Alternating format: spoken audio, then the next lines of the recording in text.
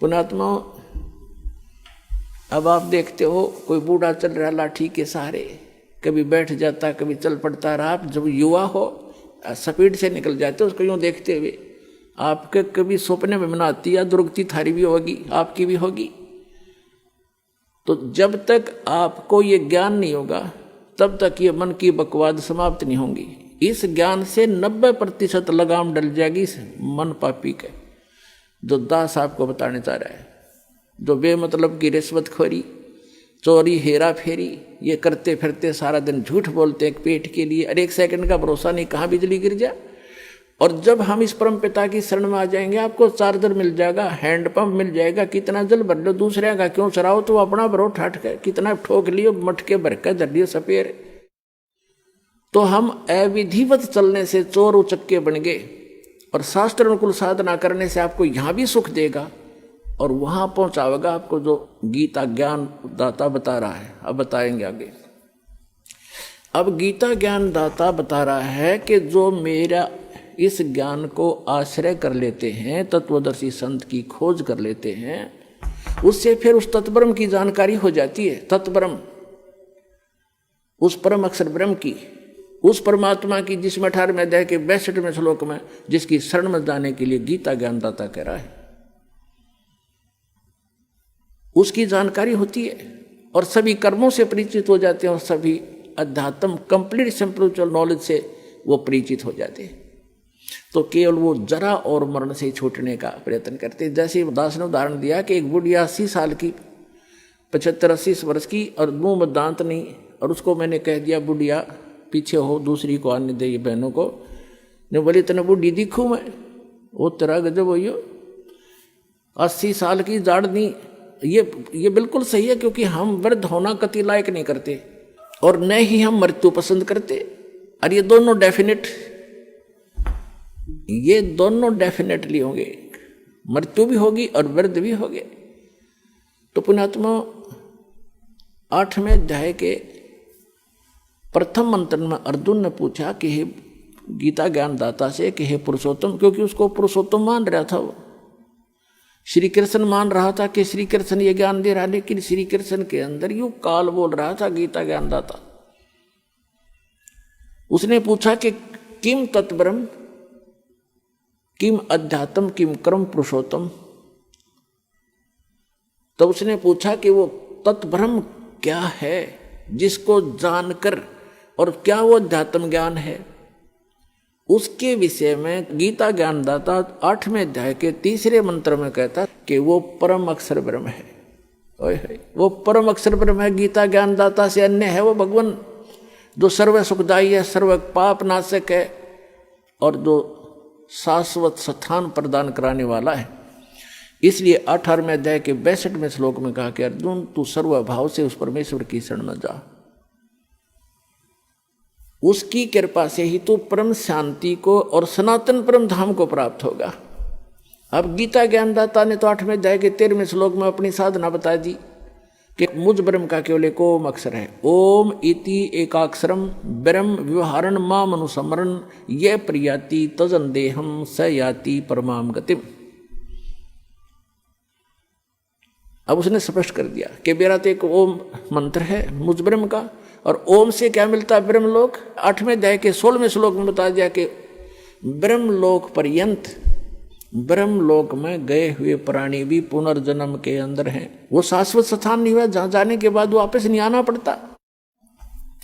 15वें अध्याय के 1 से लेकर 4 श्लोक में श्रीमद् भगवत गीता में कहा है कि अर्जुन ये उल्टा लटका हुआ संसार रूपी वृक्ष है, जिसकी ऊपर को जड़ जो मूल है वो तो परम अक्षर ब्रह्म समझो, वो तो पूर्ण परमात्मा है, और नीचे को तीनों गुण रूपी शाखा है, रजगुण ब्रह्मा, सदगुण विष्णु, तमगुण शिव जी। और जो संत इस उल्टे लटके हुए संसार रूपी वृक्ष के सर्व भाग बता देगा, सब विभाग बता देगा, पार्ट्स ऑफ द ट्री, स वेदवित, वो वेद के तात्पर्य को जानने वाला है, अर्थात वो तत्वदर्शी संत है। 4 अध्याय के 34वें श्लोक में कहा है कि उस तत्वदर्शी संत की शरण में जा, उनको दंडोत प्रणाम करने से, कपट छोड़कर प्रश्न करने से वो तत्वदर्शी संत तुझे उस तत्व ज्ञान का उपदेश करेंगे। उसकी पहचान बताइए 15वें अध्याय के प्रथम मंत्र में, जो उल्टे लटके हुए संसार रूपी वृक्ष के सभी छंद बता देगा, सब विभाग बता देगा, सवेदवित, वो तत्वदर्शी संत है।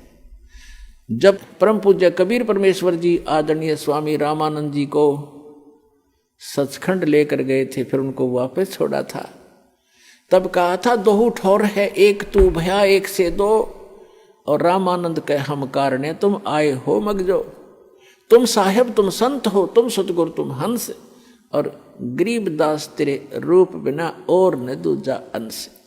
तुम ही साहेब हो, परमात्मा हो, तुम ही सतगुरु हो, सच्चा ज्ञान मालिक आपके पास ही है, इस विश्व में किसी के पास सच्चा ज्ञान नहीं है, आप सतगुरु हो। तुम साहेब तुम संत हो, एक संत, संत माने सीधा, संत सोए दो सीधा चले, सब बकवादें छोड़ दे, यहाँ की सब बुराइयों से हट करके अपना जैसे मालिक दे उसी में गुजारा करे, संत सोए दो सीधा चले।